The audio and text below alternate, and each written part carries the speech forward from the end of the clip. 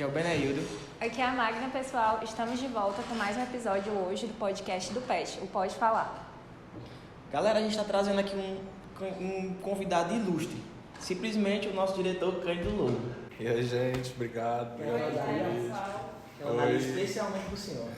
Pois é, pessoal, depois de tanto tentar encaixar um horário na sua agenda, a gente conseguiu trazer esse grande convidado aqui para o nosso podcast.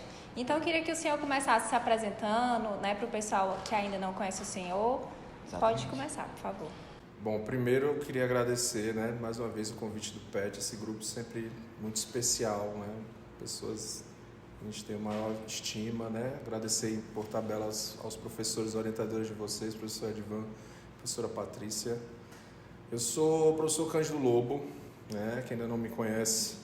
Estou aqui desde o início da universidade, então é difícil que as pessoas ainda não... Somente agora, estando na direção do campus. Sou professor aqui desde o início, desde o primeiro ano de implantação. Sou graduado em Engenharia Mecânica, tenho mestrado e doutorado em Engenharia de Materiais.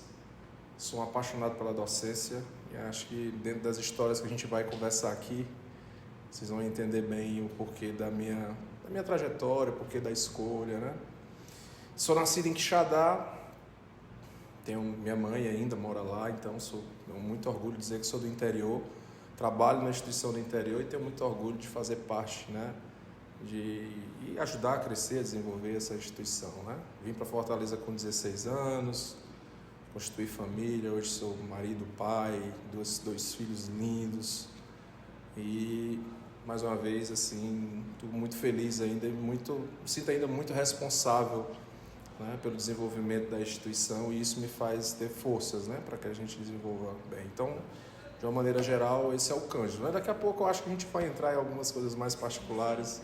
E o senhor pode contar para a gente um pouco do senhor, fora assim desse contexto, para que a gente possa conhecer ainda mais o senhor, alguma curiosidade, para além da engenharia, como o senhor é engenheiro mecânico, como gestor aqui do campus, como professor, um pouco além de fora de sala. Vamos lá. Algumas particularidades minhas, Eu tenho muito orgulho de dizer que fui atleta, Esse corpinho aqui já teve um shape legal aí. Sou atleta com muito orgulho de handball, Ainda pratico. Hoje na categoria Master, Então, desde os 14 anos que eu estou na prática esportiva, tenho muito orgulho de falar que sou 3 vezes campeão brasileiro de handball. Apesar de ser torcedor do Ceará, por conta da família do pai, mas fui campeão brasileiro pelo Fortaleza, Clube que também aprendi a respeitar. No começo dava uma crise de identidade, mas enfim, a gente aprende a respeitar e a gostar muito. Sou muito orgulho de ser tricampeão, falo muito isso nas minhas palestras, nas minhas aulas. Acho uma coisa que talvez pouca gente saiba, mas também sou tricampeão quixadense de tênis de mesa. É uma coisa que eu gosto, é uma paixão que eu tenho. Tô louco para trazer uma mesinha de tênis de mesa para fazer uns desafios aqui, porque é uma coisa bacana. Gosto muito de pagode. Sou apaixonado por pagode. Tardezinha, Sorriso às Antigas. Não bote não, que é de chorar. A gente está nesse nível aí.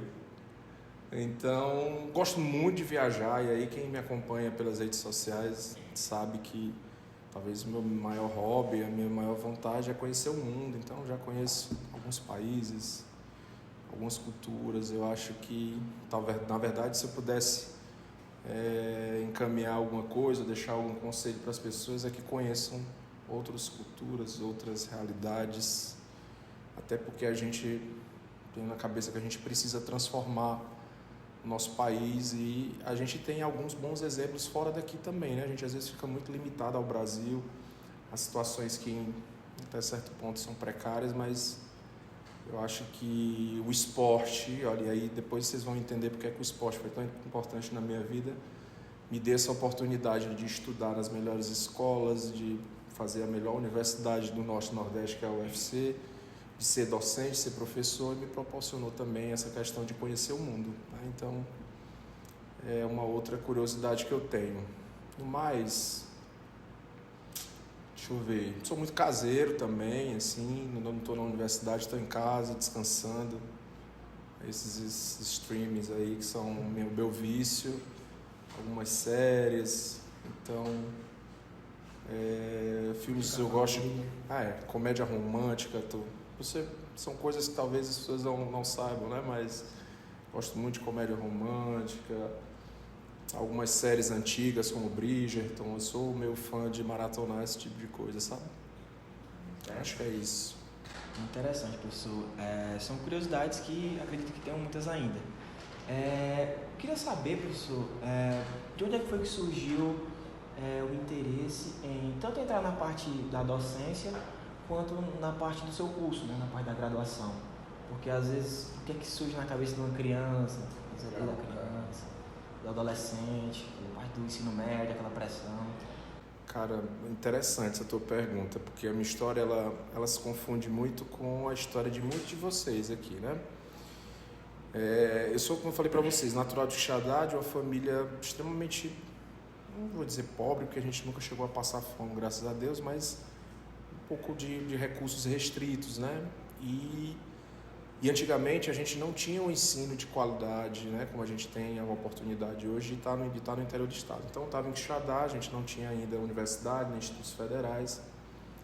E a minha família, meus pais principalmente, tiveram a visão de que precisava expandir um pouco mais a questão do potencial. Então eu sempre gostei muito de estudar, tive muito também, né, da insistência da minha mãe nesse processo, porque a voz da consciência até hoje pesa, né? Então assim, minha mãe teve muito para dizer, tu tem 5 anos para se formar e te vira, sabe? Então ela já fazia isso desde o ensino médio, então foi uma mola propulsora muito grande da minha carreira, ela junto do meu pai, e ela percebeu com 16 anos de que eu tinha capacidade, e aí foi quando ela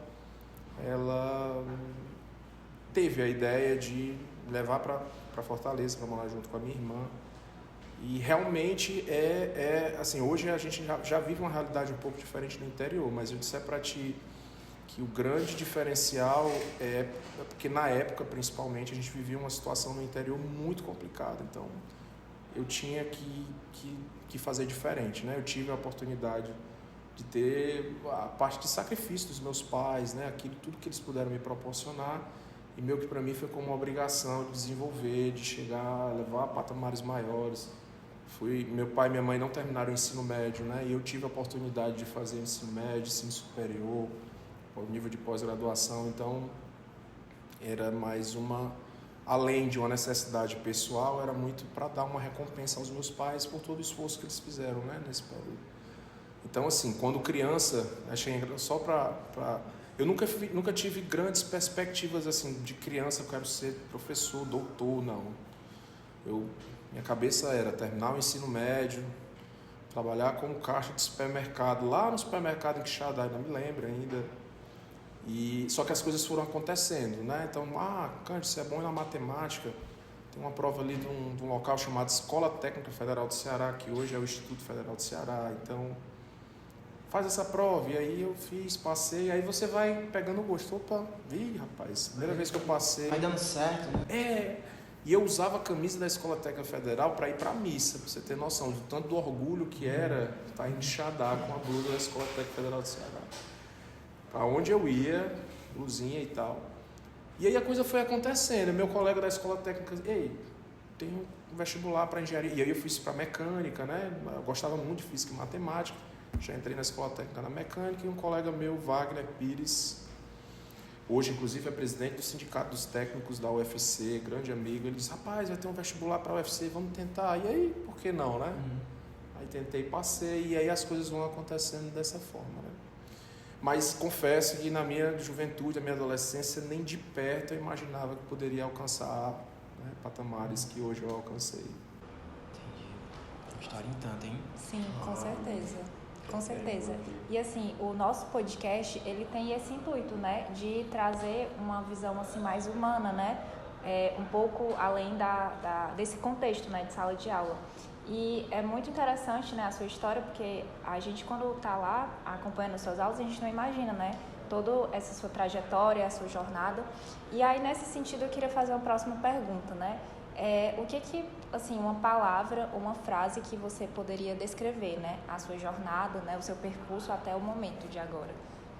Eu falo muito isso nas aulas introdutórias, quando eu ou quando eu vou recepcionar os novos alunos.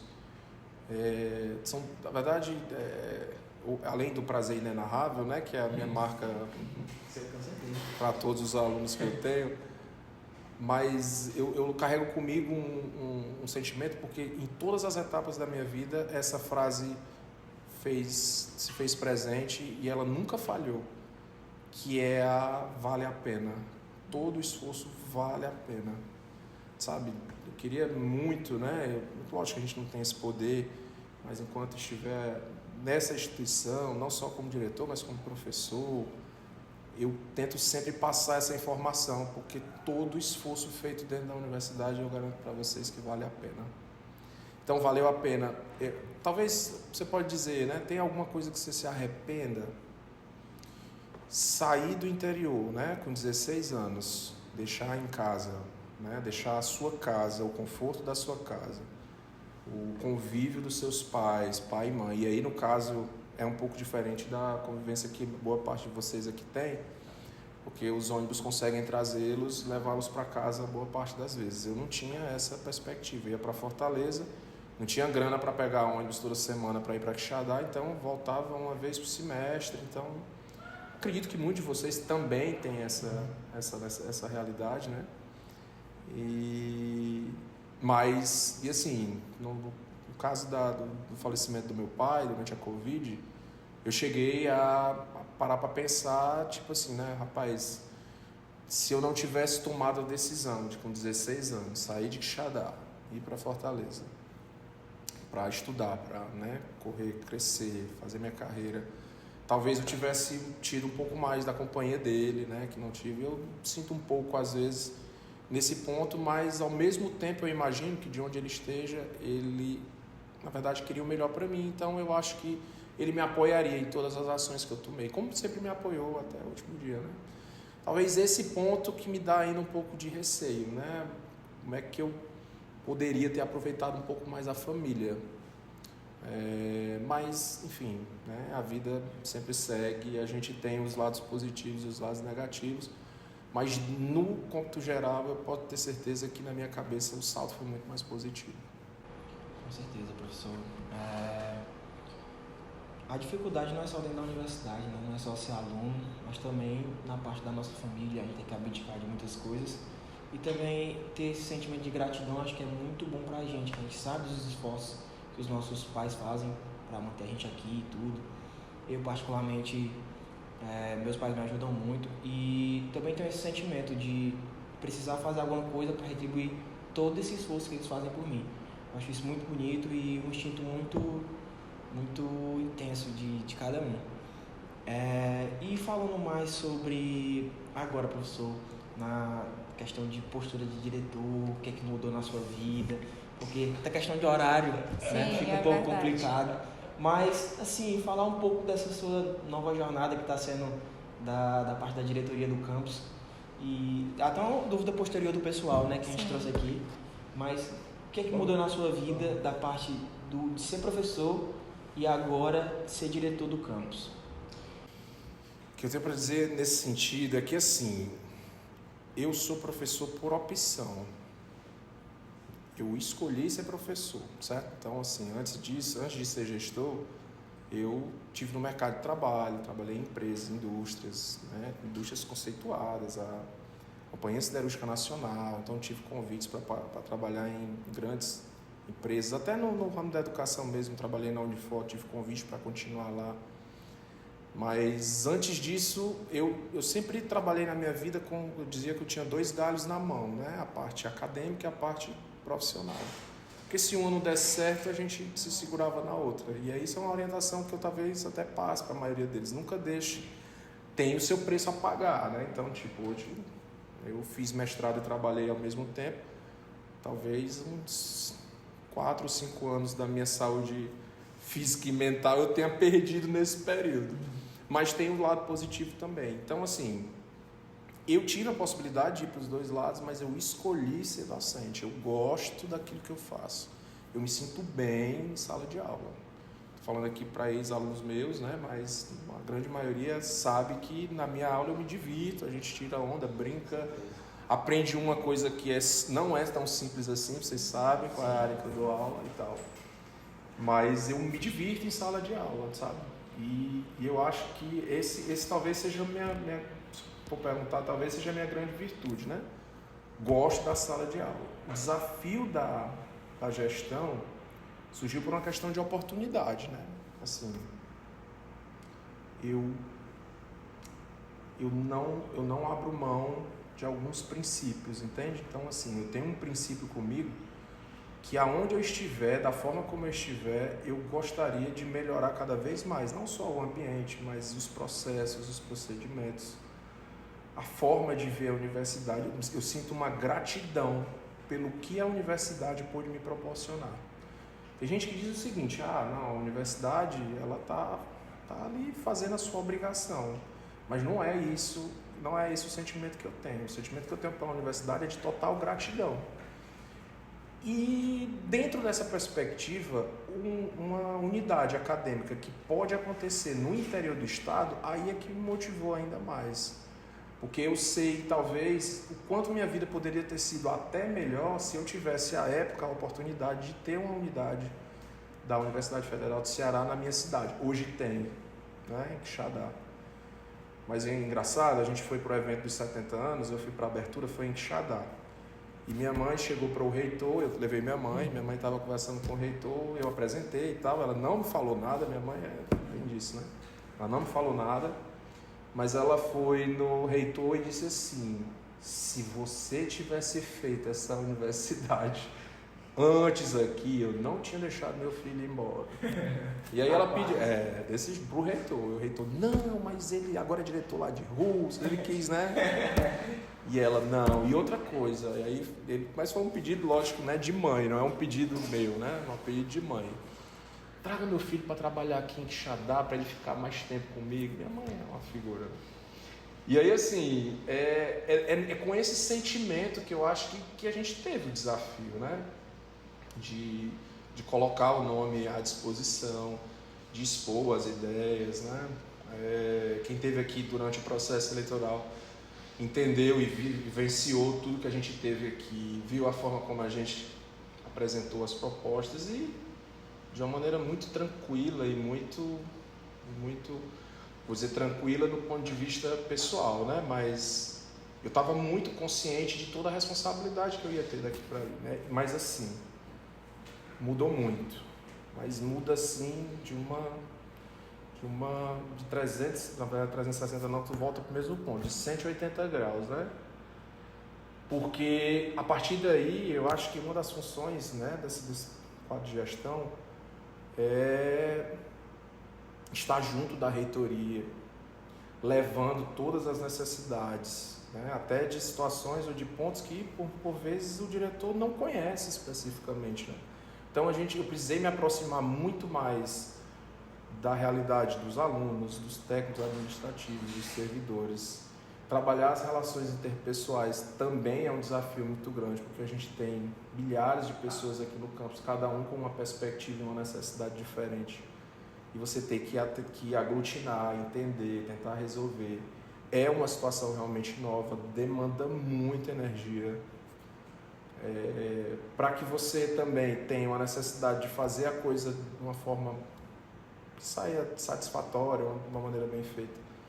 Você às vezes não tem horário certo, né? Você não tem dia certo, então isso muda a rotina, atrapalha um pouco a convivência, morro de saudades dos meus filhos que ficam um pouco longe, um pouco afora, mas o propósito da questão da gestão, eu acho que é uma situação que, assim, no cargo de direção é algo que aconteceu novo para mim, mas eu já passei minha vida inteira dentro da universidade em cargos de gestão, seja de coordenadores, coordenação acadêmica, na indústria também, do mesmo jeito.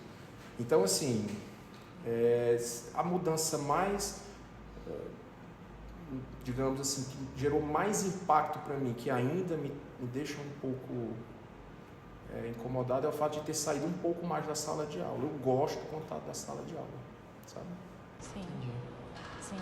Professor, e aproveitando um pouco assim da sua fala, me surgiu assim duas dúvidas, né? Eu fiquei um pouco curiosa, né, sobre essa questão da liderança, né? Porque, querendo ou não, estar à frente de uma equipe, independente do tamanho, é uma responsabilidade muito grande. Então, todo dia você aprende um pouco mais, tem essa troca, né, com a equipe. E a nível aqui, né, do campus, não é só uma equipe assim a nível assim, um contexto menor, né? Todo o campus, né? E a segunda pergunta, que é um pouco distante disso, é porque, assim, quando a gente organiza, né, o podcast, a gente normalmente pesquisa um pouco sobre o convidado e tudo mais, e dando ali uma curiada, né, no Lattes, né, como sempre, a gente viu, assim, quão extenso, né, os trabalhos publicados, desenvolvidos, e enfim, e daí, assim, a curiosidade que surgiu foi, assim, teve algum trabalho, algum evento que foi mais marcante, ou que teve um peso maior, algo assim, que o senhor trabalhou e ficou assim, nossa, esse aqui foi o trabalho, né? Ficou na história. Legal. Tua primeira pergunta foi sobre essa questão a questão da liderança, né? Pronto. Assim, eu depois que assumi a gestão daqui, principalmente, eu tomo como base a questão do exemplo, certo? Eu acho que o líder é o cara que precisa dar o exemplo. Então, se vocês tiverem a curiosidade, né, venham, ou não, né, não precisa vir, mas podem perguntar. Durante o período de recesso escolar, quando não se está de férias, eu sempre estou aqui, porque eu acho que o campus tem uma série de coisas que precisam ser desenvolvidas durante esse período de parada. É um momento que a gente pode pensar, estruturar, projetar e programar determinadas ações. Dificilmente os dias que eu estou aqui eu saio antes das 19 horas, então são situações que às vezes se repetem. Vocês, para marcar o podcast, tiveram a dificuldade para encaixar o horário, porque realmente é uma série de atividades.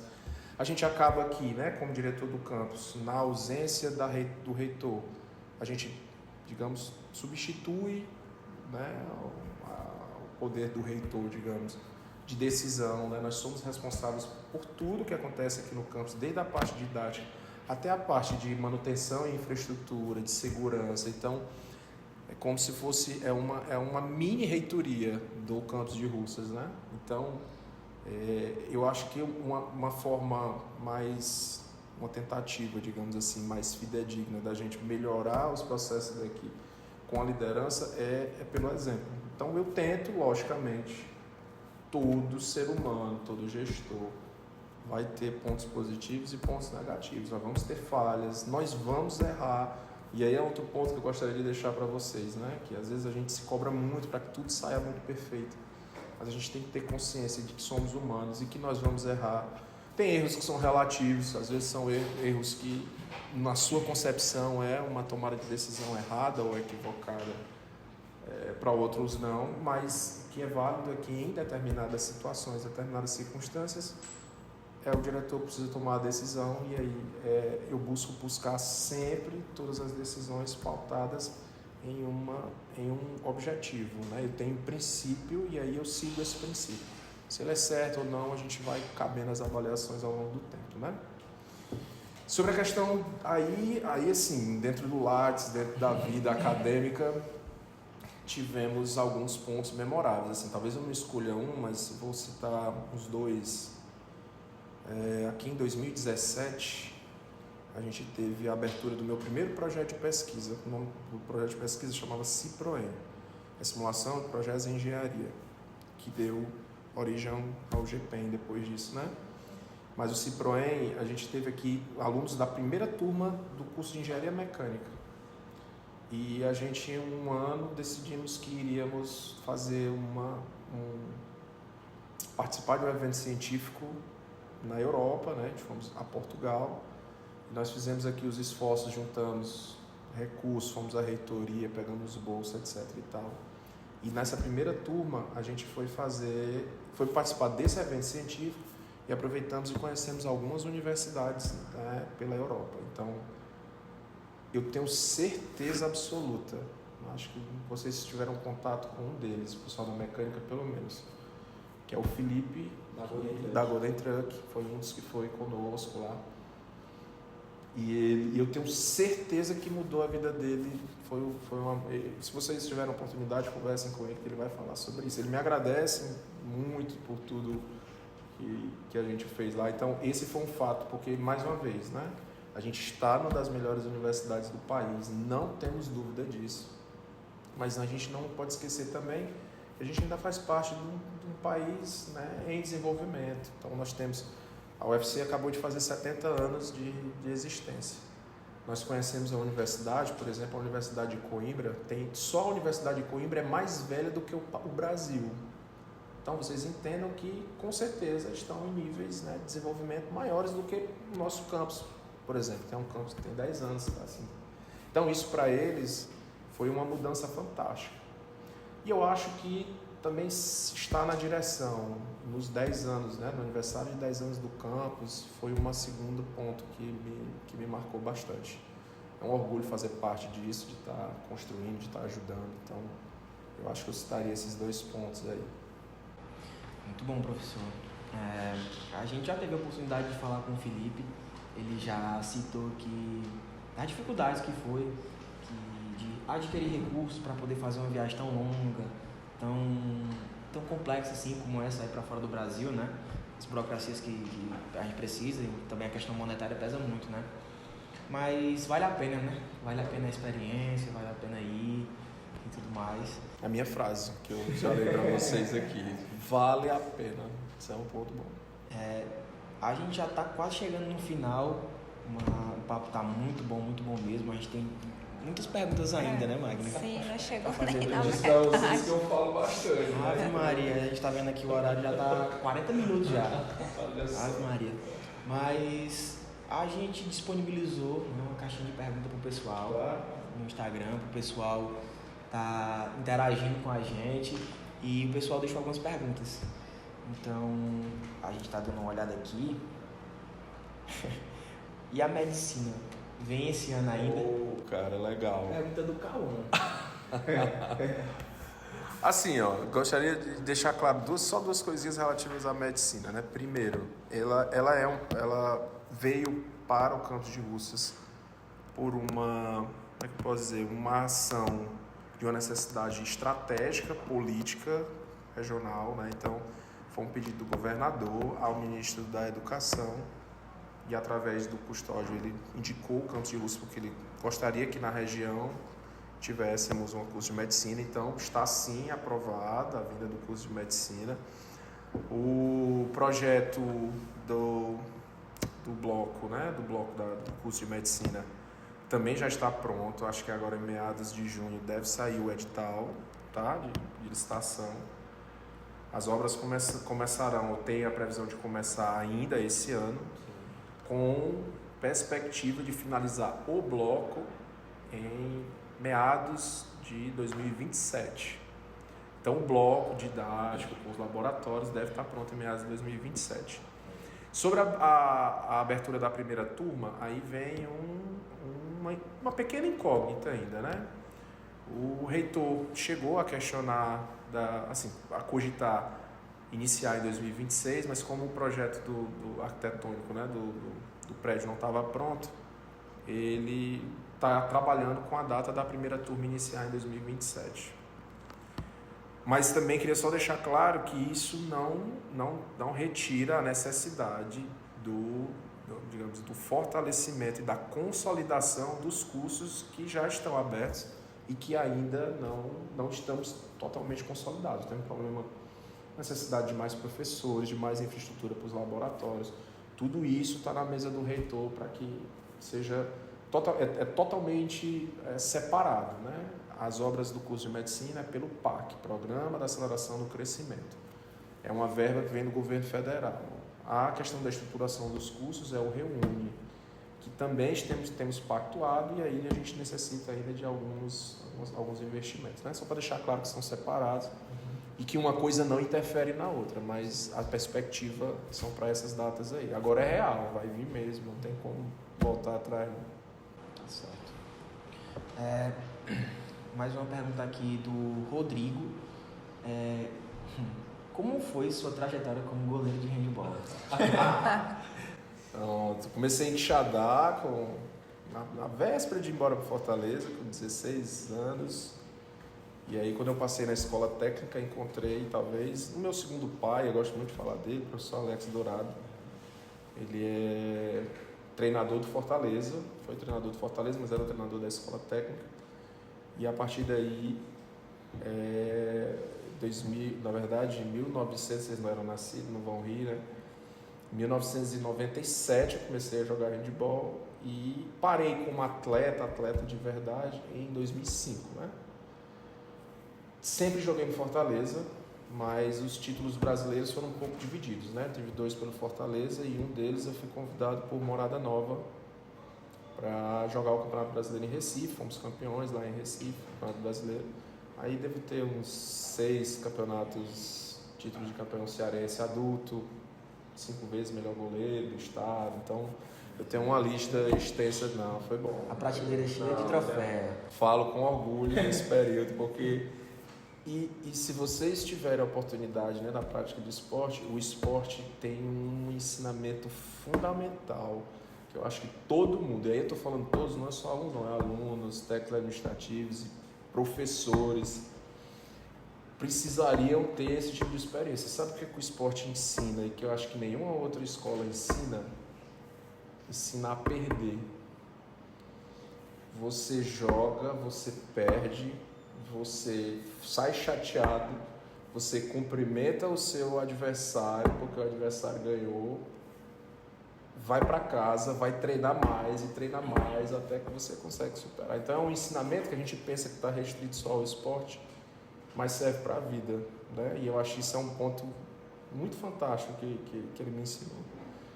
Eu tive muito mais vitórias, graças a Deus, do que derrotas, mas essa parte da derrota nos ensina a ser resiliente, a buscar sempre melhorar, então é um ponto positivo. A palavra é resiliência, né? A palavra é essa. Sim, com certeza, é uma construção diária, né? A gente perde um dia, ganha outro dia, e aí vai, né? E professor, agora uma pergunta assim mais, né, saindo da descontraído, agora uma pergunta assim mais a nível mais acadêmico, digamos assim.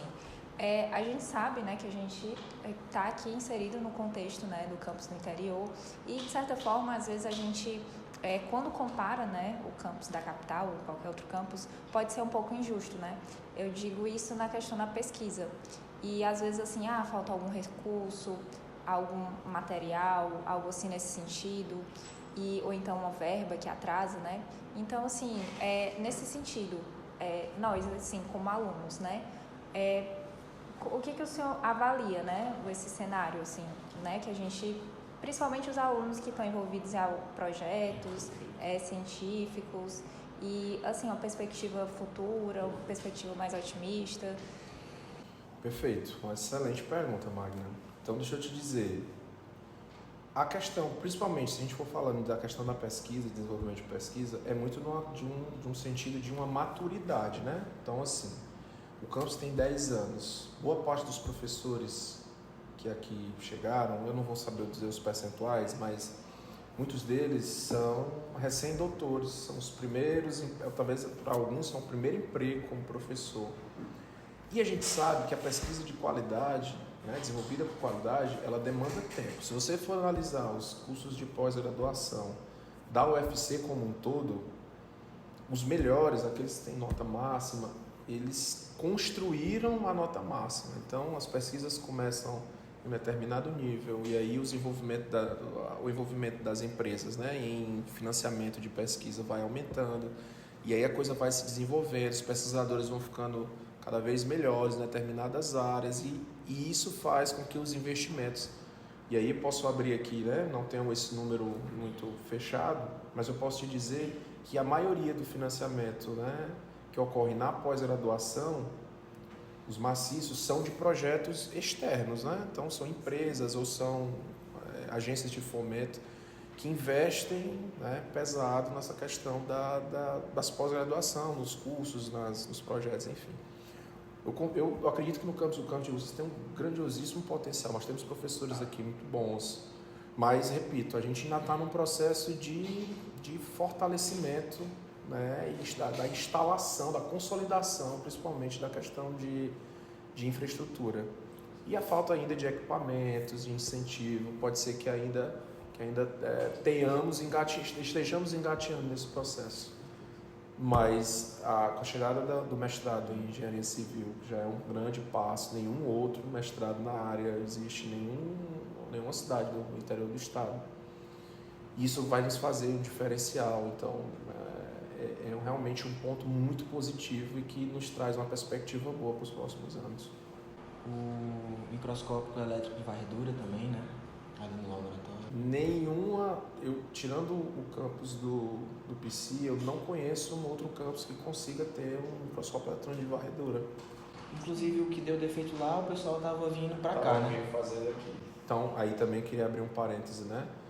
Só estamos na direção há 1 ano e 6 meses, então a gente também tem que ressaltar a importância fantástica do desenvolvimento, principalmente da direção anterior do professor Lindbergh, que foi não só o idealizador de tudo que aconteceu aqui, mas um grande incentivador e garimpou cada equipamento, tudo que ele pôde trazer de suporte para a gente também. Gostaria de deixar esse registro de que a gente está aqui numa situação, até certo ponto, nesse aspecto, privilegiada em relação aos outros campos que têm a mesma idade, que têm a mesma pegada, né? Então a gente tem um ponto privilegiado muito graças também ao desenvolvimento de quem veio antes de nós aqui.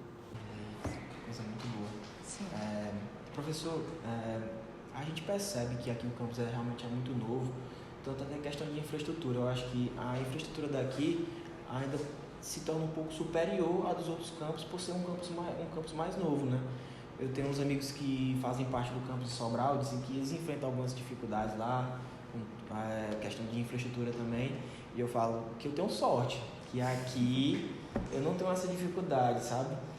Às vezes eu só vejo que às vezes chega um pessoal, não tem às vezes muita cadeira, o pessoal fica na biblioteca. Já percebi que quando a gente voltou agora para esse semestre, já chegou mais cadeira na biblioteca, mais mesas, então já está sendo solucionado. Os bancos também no hall, né? Os bancos no hall, muito bom mesmo. E a evolução que a gente consegue perceber, sabe? Sim. Visível aos nossos olhos, mas também, com certeza, internamente, vocês já devem ter, a luta de vocês já devem estar tendo resultado, a gente sabe que também é muito complicado, né? Sim. Cara, deixa eu só deixar uma mensagem sobre isso, assim, eu fico muito feliz de vocês estarem percebendo isso, porque a gente já passou por algumas situações, né, acho que a gente teve um problema no R1 há um tempo atrás, que acho que alguns alunos tiveram que comer de quentinha. Lembra que a gente teve uma mudança de uma empresa para outra e geralmente isso gera uma certa turbulência. E a época, quando eu chegava aqui na universidade, eu não estava na direção, me doía um pouco essa questão de, às vezes, não ter onde sentar o aluno.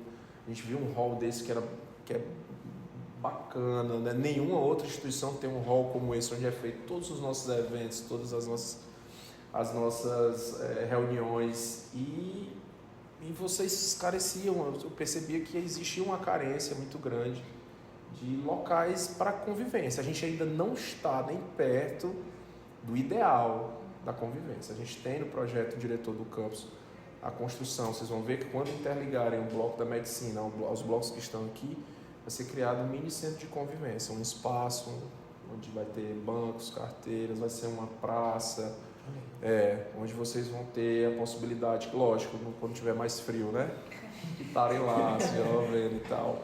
Mas isso é uma percepção, e aí, assim, o que a gente pôde fazer de imediato, junto inclusive com a ajuda dos CA, dos centros acadêmicos, a gente solicitou os bancos para que, né, a gente nota uma vida diferente, pelo menos eu vejo uma situação totalmente diferente, as pessoas ocupam mais os espaços. Talvez dê uma aliviada, inclusive em outros espaços que sofriam um pouco, né, dessa superlotação da conversa. E eu acho que um dos princípios que eu disse para vocês, né, lá no início, que eu não perderia de vista, é algo que eu gostaria de buscar, é tornar o ambiente cada vez mais acolhedor. Então, eu acho que é importante que vocês me passem isso. Eu fico muito feliz de saber que há uma mudança nesse sentido. E cada ação, seja por parte de grupos de alunos, dos centros acadêmicos, de outros professores, que forem nessa direção, na direção de melhorar o ambiente, de melhorar o acolhimento, de diminuir a evasão, de que as pessoas se sintam pertencentes a essa instituição, elas podem contar comigo. Sim, muito bom, professor. E aí, antes da gente finalizar, a gente queria, estava conversando, né, em formas de deixar a nossa conversa um pouco mais dinâmica, mais atrativa, e a gente pensou, porque no final a gente não faz como se fosse um ping-pong, né? Perguntas rápidas que aí o senhor responde com uma palavra só, algo assim nesse sentido, né? Aí eu vou começar aqui, são perguntinhas bem rápidas, né, que o senhor responde com uma frase e uma palavra, né?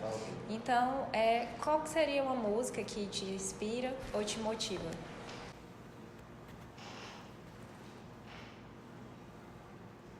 Pegou.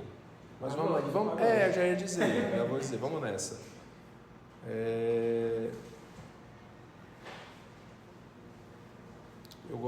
Eu sou melancólico, eu vou de Eu Choro, que é uma música do Exalta Samba. Essa machuca, mas vamos de Eu Choro. Deixa acontecer? Também tem isso, deixa acontecer também é uma boa. Mais uma. Um livro que marcou a sua trajetória. Cara, vamos de William de Callister, que é o livro de Engenharia e Ciência de Materiais. Né? Eu vou ter que ir desse, porque é mestrado, doutorado, graduação também, então eu vou no O Hitler não entra, né, da resistência? Não, porque o Hitler é uma paixão segunda, né? Então, digamos assim, é uma por conta do trabalho, mas a de formação mesmo é o William de Callister.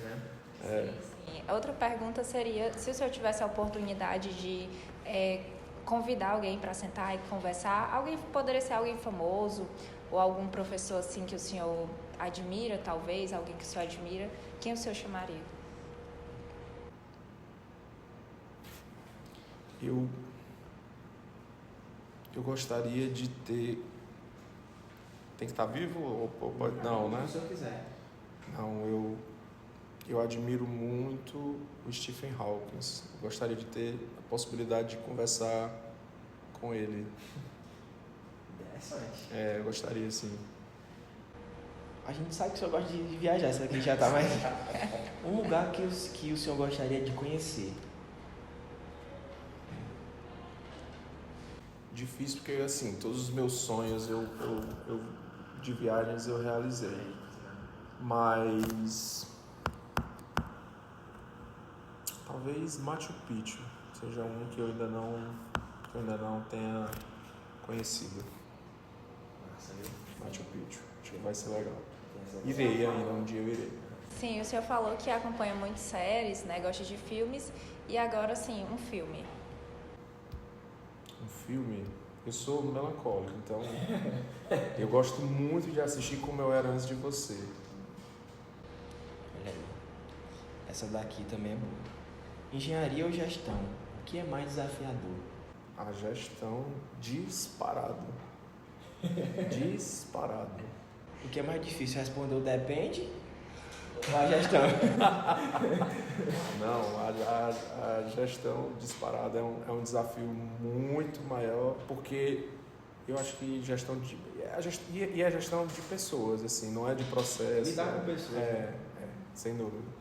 Olha aí, muito bom. Tem essa pergunta do Diego que é polêmica, viu? Eita. Pra finalizar com chave de ouro. E o Ceará vai cair esse ano?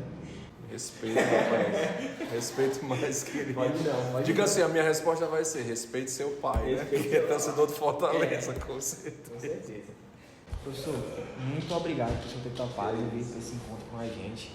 Eu espero que posteriormente a gente consiga se reunir novamente e poder tratar alguns assuntos que a gente não pôde tratar aqui, até por conta do tempo. Perfeito. Agradecer muito mesmo pela sua disponibilidade e dizer que o que o senhor quiser ajudar também na gente, dar alguma dica, a gente está aberto, viu, aos feedbacks e também aos feedbacks do pessoal que está assistindo também e está acompanhando sempre o podcast com a gente, viu? Legal. Muito obrigado. Eu que agradeço vocês pelo convite, vou estar sempre à disposição. Gosto muito de debater, de conversar com os alunos, né? É uma paixão pessoal e particular, então sempre que quiserem, a gente encaixa, eu vou estar à disposição de vocês. Muito obrigado, me senti honrado ter sido convocado aqui também. A gente agradece, Sim, né? a gente agradece imensamente, né, a sua participação, né? Um convidado assim de peso, não só pelo fato, né, de você ter sido nosso professor, ser uma pessoa de gente boa, mas uma pessoa muito querida, assim, né, por todos, assim, no campus. E a gente queria pedir pro pessoal acompanhar os outros episódios, deixar o like, os comentários. Exatamente. E até a próxima. E sempre interagir com a gente na caixinha de perguntas, viu? Essas perguntas aqui é polêmica. Sim, é verdade. E eu vou lançar aqui, ó, igual esses canais assim famosos, né? Meta de likes, viu? Meta de likes. Meta para uma parte 2, viu, pessoal? Vamos, com certeza. Estarei com o maior prazer aqui. Muito obrigado, professor.